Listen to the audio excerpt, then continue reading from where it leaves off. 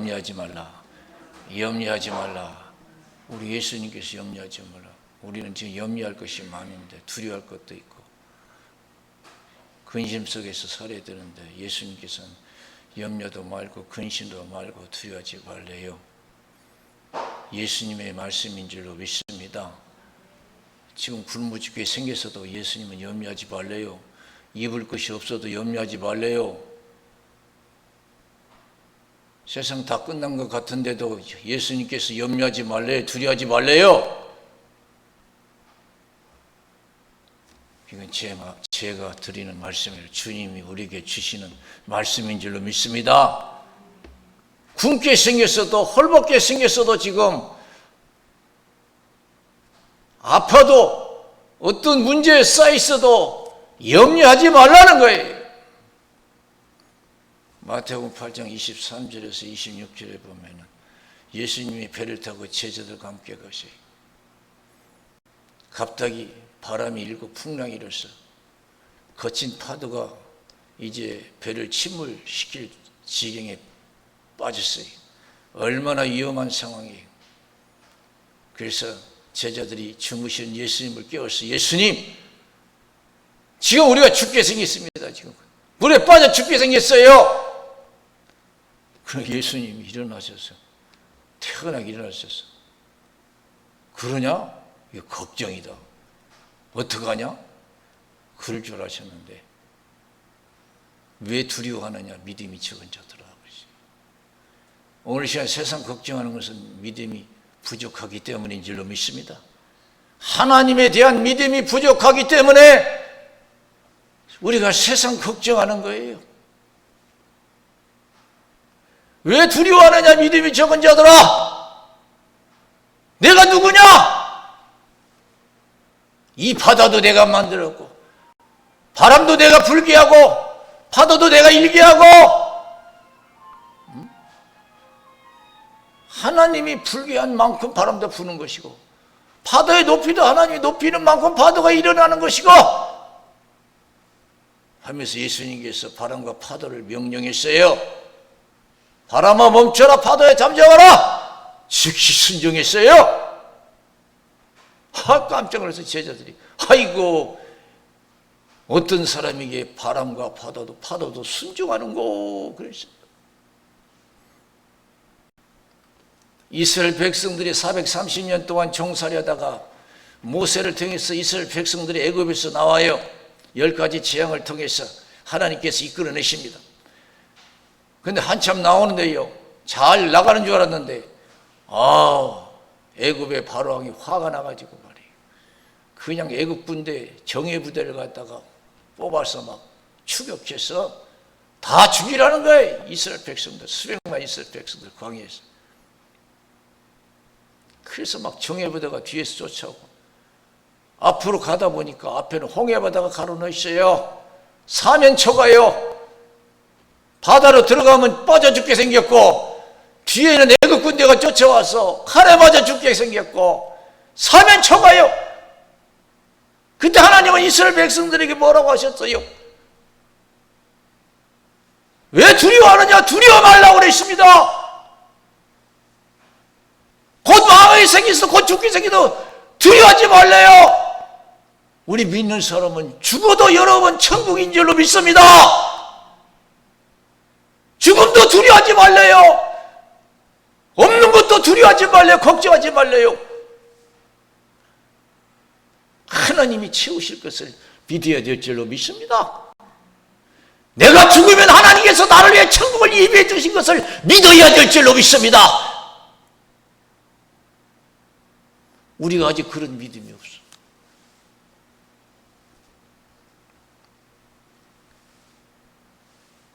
오늘 이 시간에 왜 우리가 두려워하지 말라고 하는가? 오늘 예수님께서 말씀하셔요. 오늘 본문에 보니까 하나님께서 이 세상을 돌보신대요. 모든 것을 돌보신대요. 이 세상의 모든 것들을 돌보신대요. 참새 한 마리까지도 하나님이 생사화복을 주관하신대요. 공중의 새를 보라. 신고 거두지 않아도 하나님이 보계신다.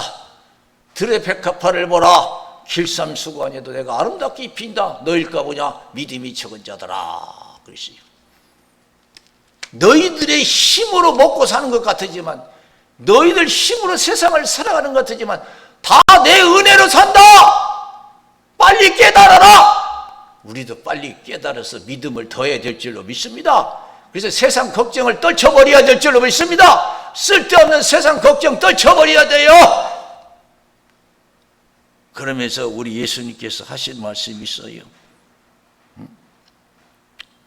27절에 보니까 너희 중에 누가 염려함으로 그 키를 한 자나 더할 수 있느냐. 너희가 염려한다고 해서 키를 한 자나 더할 수 있느냐. 너희들이 너희들 힘으로 산다고 하는 것은 착각이다. 잘못된 것이라는 거예요.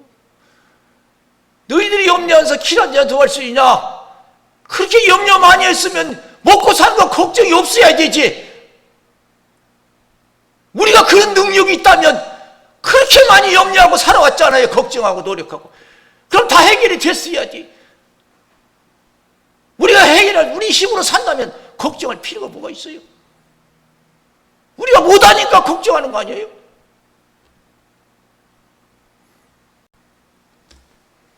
저 높은 곳을 향하여 날마다 나아갑니다. 내 뜻과 정성 모두 날마다 기도합니다. 우리 하나님의 우리 믿음 생활 보면 기가 막힐 거예요. 여러분, 우리가 자식이 나서 키워보면요, 자식들 생활하고 보면요, 기가 막힐 때가 많잖아요. 그냥 철부지 때문에 그냥 기가 막힐 때 많고 속상할 때도 많을 거예요. 자식들 크는 거 보고 행동하는 거 보고요. 하나님도 마찬가지. 우리 믿음 생활하는 거 보고 맨날 걱정이라고 두려워하고 산다 못 산다고만 한 소리 쌓고 원망 불평하고 맨날 부족하다는 얘기만 하고 하나님 오실 때 얼마나 속상할 거예요. 기가 막힐 거예요. 기가 막혀. 제자들이 걱정하니 세상 걱정하니까 예수님께서 하신 말씀이 염려하지 말라고. 네가 염려한다고 해서 킬 한 잔 더 할 수 있냐? 우리가 공중의 새를 여러분 먹이는 것도 아니잖아요. 들의 백합화를 우리가 입힌 것도 아니잖아요. 자기들 스스로 한 것도 아니고요. 다 하나님 섭리 가운데서 이루어져 나가요. 그래서 우리는 빨리 하나님이 모든 것을 돌보신다는 것을, 나를 돌보신다는 것을 갖다가 깨달아 믿고 염려를 버려야 될 줄로 믿습니다. 할렐루야. 지금까지 내 힘으로 살아왔다는 그런 불신앙을 버리고 지금까지 내 힘으로 살아왔지만 하나님의 은혜로 살아왔다는 믿음을 가져야 될 줄로 믿습니다. 앞으로도 염려 근심 많지만은 하나님의 도우심을 넉넉히 살아갈 줄로 믿습니다. 그런 큰 믿음 가질 때 하나님이 기뻐하실 줄로 믿습니다. 믿음이 없이는 하나님을 기쁘시게 못하나니 하나님께 나가는 자는 반드시 그가 계신 것과 자기를 찾는 자들에게 상 주시는 이심을 믿어야 할지니라 그랬어요. 그런데 우리는 참 깨달음이 부족해요. 많이 체험해도 또 걱정, 눈만 떠면 걱정이에요. 제자들도 마찬가지. 마가복음 8장 14절에서 21절에 보면은 예수님께서 바리새인과 헤롯의 누룩을 조심하라 그랬어요. 누룩을 조심하라니까 제자들이 빵 만드는 누룩인 줄 알고 아이고 예수님 어떻게 우리가 빵 가져오지 않은 것을 알았는가. 빵 하나뿐이 없는데. 그러니까 예수님이 아시고 뭘 그렇게 걱정하냐. 내가 볼떡 5개로 5,000명 먹이고 몇 바구니 거뒀냐? 12바구니입니다. 말은 잘해요. 내가 떡 7개 가지고 4,000명 먹이고 몇 바구니 거뒀느냐? 7바구니입니다. 아이고 말도 잘하네. 대답도 잘하네. 누룩이 빵 만드는 누룩이 아니라는 것을 왜 모르느냐? 아직도 깨닫지 못하느냐? 지금까지 우리 예수 믿으면서도요, 하나님이 나를 먹여주시고 입혀주시고 인도하시는 것을 아직도 100% 믿지 못해요. 나 식사 놓고 하나님 밥 주셔서 감사합니다. 기도는 많이 했잖아요. 정말 믿음의 기도 드린 건 아니잖아요.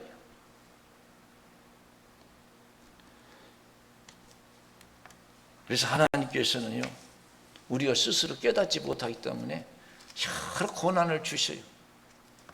하나님은 고난을 통해서 깨닫게 하세요.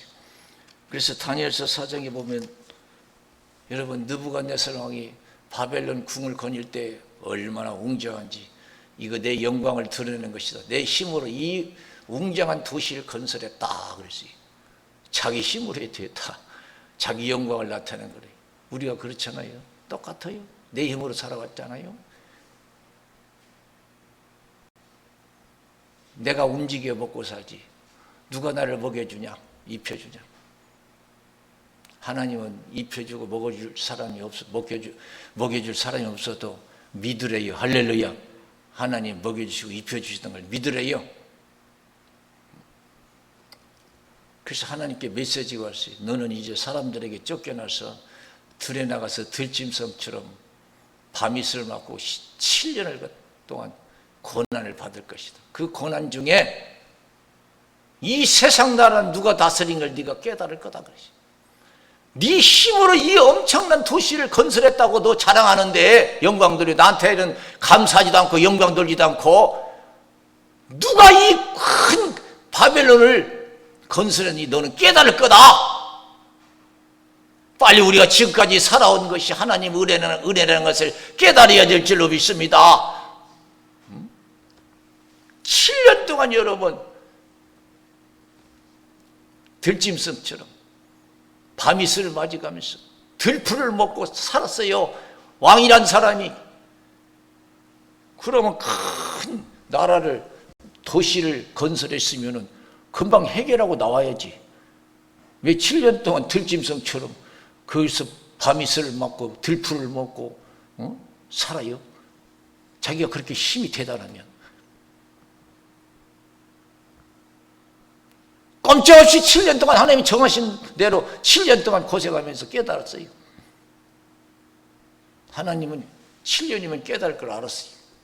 그래서 7년 동안 고난받기. 7년 딱 되니까 깨달았어요. 이 세상 나라는, 이 세상은 하나님이 하나님이 돌보신다는 것을. 그래서 하나님께 영광 돌리잖아요.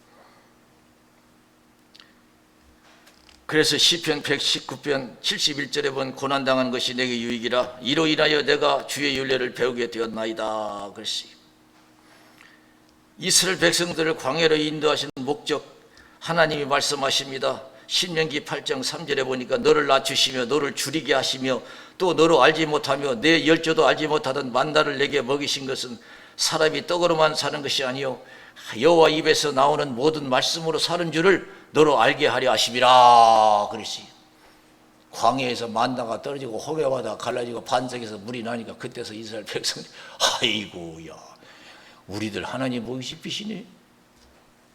다 굶어 죽을 줄 알았는데 광야에 나와서 하나님께서 멋지게 식탁을 베풀어 주시고 반석에서 불을 내서 먹이시고 호게바다를 갈라서 길을 걷게 하시고 이사야 30장 20절에 보면 주께서 너에게 환난의 떡과 고생의 물을 주시나 내 스승은 다시 숨기지 아니하시니 내 눈이 내 스승을 볼 것이며 그랬습니다.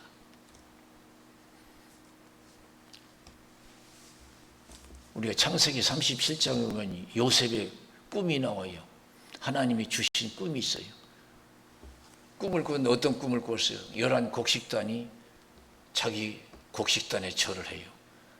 또 2번 꿨어요. 11별과 해와 달이 자기의 절을 해요. 이것을 자기 형제들에게 얘기하니까 형제들이 이야 막 시기 질투가 일어났어요. 우리들과 아버지 어머니가 너한테 절하겠냐? 해와 달은 아버지 어머니를 상징하는 거거든요. 11별은 자기들과 우리들과 아버지 어머니가 너한테 절하겠느냐? 아이고 막 얼마나 그때부터 핍박이 심했는지 아버지 심부름 갔다가 죽을 뻔했어요. 보니까 요셉이에요. 그래서 꿈쟁이 온다고 우리가 죽이고 이제 꿈대로 되는 거 한번 보자고. 구덩이까지 다 팠어요. 구덩이까지. 하나님은요, 섭리하실 때 선한 역사 이룰 때도요, 우리가 상상을 초월한 이해하지 못한 일들이 일어나요. 세상에 자기 형제를 죽여서 구덩이에 묻으려고 아예 구덩이까지 파놨어요. 오기만 기다렸어요. 근데 어제 한 형제가 야 죽여버리면 뭐하다냐, 그냥 저 요셉의 옷을 갖다가 짐승에 피를 묻혀가지고 짐승한테 물렸다고 아버지한테, 눈도 잘 안 보이시는데 우리 거짓말을 하고 속이자. 그리고 이 요셉은 팔아 넘기자 그랬어요. 그래서 마침 지나가는 상인들에게 요셉을 팔아 넘겼잖아요. 돈 주고요. 형제들이요, 이 막내를 갖다가, 아니 막내가 아니죠, 자기 귀하게 여기야 할 형제 요셉을 갖다가 팔아 넘겼어요. 시대장 보디발 집에 가서 여러분 또 억울한 일을 당하잖아요. 그래 감옥에 갔어요. 기가 막혀요. 여하튼 감옥에 가서 이제 왕 옆에서 일하던 사람이 감옥에 들어갔어요. 술 맡은 사람, 떡을 맡은 사람, 술관장, 떡관장. 근데 떡관장은 예언대로 그냥 죽었어 바로. 그 다음에 술관장은 요셉이 예언한 대로 너는 반드시 며칠 날 나가서 다시 왕 앞에서 일할 것이다. 그래서 나가서 일하면 내가 여기 억울하게 갇혀 있으니까 좀 꺼내줘라. 그런데 이 술관장이 나가서 잊어버리고 깜깜했어요. 근데 어느 날 왕이 꿈을 꿨잖아요. 근데 이게 보통 꿈이 아니야. 그래서 큰 자기 애굽의 나라 그 박수들, 무당들 다 불러다가 이 꿈을 해석하라고 막. 그래 다들 못하는 거예요 이거. 그런데 그 술관장 맡은 사람이 기억이 나는 거예요. 내가 감옥에 있을 때 요셉이라는 사람이 내가 꿈을 꿨는데 탁 맞춰서 그 말대로 내가 나왔다고. 왕이요, 요셉을 불러내십시오. 그래서 그럼 빨리 데리고 오라고. 그래서 이제 꿈을 맞춘 거 아니에요. 요셉이 뭐라고 했어요? 앞으로 7년 동안 하나님이 축복하시고 7년 동안은 큰 기근이 있을 것입니다. 흉년이 듭니다. 그러니 훌륭한 지혜 있는 자를 제2인자로 삼아서 나라를 다스려야 됩니다. 그랬어요. 그러니까 왕이 지혜 있는 자가 누구냐? 너 아니고 누가 있냐? 그래서 금방 꺼내서 국무총리가 되어버렸어요. 그래서 7년 동안 풍년이 들고 7년 동안 흉년이 되니까 온 나라가, 온 세상이요, 양식이 떨어졌어요. 그런데요, 요셉이 그걸 알고 7년 동안 풍년 들었을 때 양식을 저장해 두었어. 소문을 들으니까 세상에 다 양식이 떨어져서도 애굽에는 쌓아놓은 양식이 있다는 소식이 들렸어요. 그래서 여러분, 야곱의 가족이 거기 내려오게 되잖아요. 그리고 430년 동안 애굽에서 종살이에요. 하나님께서 이스라엘 백성들을 애굽으로 인도하기 위해서 7년 동안 풍년 들게 하고 7년 동안 흉년 들게 해서 애굽으로 인도하잖아요. 풍년 들게 하는 것도 하나님이고 흉년 들게 하는 것도 하나님이셔. 하나님 그 놀라운 섭리를 깨달으면 믿으면 얼마나 여러분 감탄스럽고 감사한지 몰라요. 지금은 이해되지 않죠. 내가 주어진 이 환경이 이해되지 않지만은 하나님께서는 우리에게 큰 축복의 관심을 가지고 인도하시는 줄로 믿습니다. 하나님이 세상을 통치하셔요. 고아의 아버지 밀러 목사님 계세요. 밀러, 이름이 독일 발음이 독일 사람이에요. 그 사람은 이제 선교사 나가려고 영국에 선교사 수업하러 갔어요. 그런데 어느 날 여러분, 하나님께서 말씀을 통해서 밀러에게 말씀하셨어요. 시편 68편 5절에 보면은 하나님은 고아의 아버지시며 과부의 재판장이시라 그랬어요. 하나님은 고아의 아버지시며, 그래서 이 말씀이 마음에 와닿았어요. 하나님은 고아의 아버지다. 고아를 먹이고 입히시는 분은 하나님이다 하는 것이 은혜가 됐어요. 그래서 자기가 섬겨서 나가는 것이 하나님의 뜻이 아니고 이 영국에 흩어져 있는 이 고아들, 많은 고아들을 내가 믿음으로 양육하는 것이 하나님의 사명이다를 깨닫고, 그때 여러분 선교사 포기하고 고아원을 시작하잖아요. 그분의 고아원은 특별했어요. 사람의 도움을 받지 않아서 일체 하나님께 기도해서 의지해서 수천 명의 고아를 갖다가 양육했어요. 이 고아들을 먹이고 입히는 것은 하나님이시다. 고아의 아버지는 하나님, 나를 먹이시고 입히시는 분은, 내 가정을 돌보시는 분은 하나님이시라는 것을 믿어야 될 줄로 믿습니다. 나를 먹이시고 입히시는 하나님이시라고. 그래서 하나님만 의지하고 하나님께 기도해서 수천 명의 고아들을 양육했어요.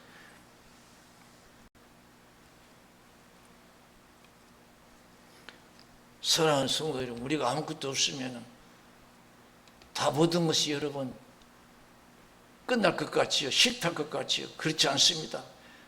광야를 나간 수용한 이스라엘 백성들 어떻게 됐습니까? 신명기 8장 4절에 보니까 이 40년 동안에 내 의복에 헤어지지 아니하였고 내 발이 붙들지 아니하였다 그랬습니다.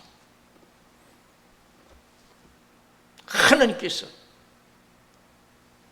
그들을 다 먹이시고 입히셨다는 거예요.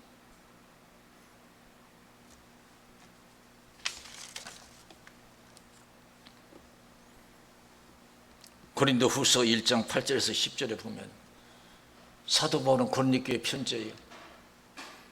내가 아시아에서 당한 환난을 너희가 알지 못하기를 원치 아니하노니 심한 고생을 받아 살 소망까지 끊어지고 사형 선고를 받은 줄 알았으니 이는 자기를 의뢰하지 말고 죽은 자를 다시 살리시는 하나님만 의뢰하게 하려 하심이었다. 나를 사망에서 건지셨고 또 건지실 것이고 앞으로 건지실 것을 그를 의지하고 바라노라 하겠습니다. 오늘 이 시간 하나님께서 우리에게 원하시는 것은 무엇입니까? 죽게 생겼어도 하나님이 도와주실 것을 믿기를 원하시는 줄로 믿습니다. 먹고 살 힘이 없어도 하나님 먹여주실 것을 믿기를 원하셔요. 그리고 염려를 그치기를, 마음의 평안을 갖기를 원하시는 줄로 믿습니다. 하나님이 먹이시고 입히신대요. 그러니 너희가 할 일은 뭐냐 이게? 우리가 할 일은 다만 믿음이라는 거예요. 믿음 생활 잘하는 거예요. 그래서 33절에 보여요. 너희는 먼저 그의 나라와 그의 의를 구하라. 그러면 이 모든 것을 너희에게 더하시리라. 너희는 먼저 그의 나라와 그의 의를 구하라. 그러면 이 모든 것을 너희에게 주리라. 무엇을 먹을까 입을까 마실까 이런 것은 다 이방인들이 하는 것이다. 이방인들이 하나님을 모르는 사람, 믿지 못하는 사람, 왜냐하면 하나님을 믿지 못하는 사람은 자기들 힘으로 살아간다고 하니까 걱정하고 살아야지요. 우리는 하나님이 먹여주시고 입혀주신다고 믿기 때문에 걱정할 필요 없다는 겁니다.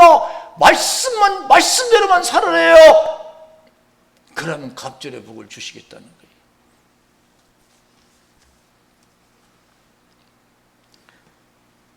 출애굽기 20장 5절에서 6절에 보면 하나님은 나는 질투하는 하나님이다 그랬어요. 아비의 죄를 3세대까지 물을 것이고 나를 사랑하고 내 계명을 지키는 자는 천대까지 은혜를 베풀어 주시라 그랬어요. 여호수아서 1장 1절에서 9절에 보면은 모세가 갑자기 광야에서 하나님 데리고 갔어요. 죽었어요. 여러분 광야에 나온 이스라엘 백성을 모세가 죽었으니 다 끝난 거 아니에요? 무슨 희망이 있어요? 수령만 있어요. 백성들 앞으로 갈 수도 없고 뒤로 갈 수도 없고 다 끝난 거지. 하나님께서 여호수아에게 뭐라고 했어요? 끝난 거 아니다. 내가 모세한테까지 인도하겠다. 모세가 너희들을 인도한 게 아니야. 내가 모세를 통해서 한 것이지. 내가 너와 함께해서 이 일을 추진하겠다 이게. 너를 떠나지 않아 버리지 않냐. 너희 평생에 너를 당할 자 없을 것이다. 오직 너는 극히 마음을 가고 담대하여 믿음을 지켜 행하라. 좌우나 우로나 치우치지 말라. 그럼 네가 어디를 가든지 형통하리라. 호랭이 물려가도 정신만 차리면 산대요. 우리가 어떤 어려움이 있어도요, 믿음의 정신만 차리면, 믿음만 정신을 쳐 하나님 먹이시고 입히신다는 것을 믿고 믿음만 흔들리지 아니하면 반드시 갑절의 복이 저와 여러분들에게 주어질 줄로 믿습니다. 우리가 고난 중에 어려움 중에 하나님은 우리를 믿음을 시험하셔요. 믿음을 지키는지 아니 지키는지, 맨날 염려만 하고 있는지, 맨날 못 산다고만 하는지, 맨날 걱정만 하는지 하나님 지금 보고 계세요. 이제는 원망 불평하지 말고, 못 산다고 하지 말고, 죽겠다 하지 말고, 하나님이 도와주실 것을 믿고 감사 찬송으로 영광 들고 믿음으로 행하여 하나님을 크게 기쁘게 드리고 마음껏 저 여러분 축복하는 복된 신앙 되시기를 주님의 이름으로 축원을 드립니다. 우리 기도하겠어요.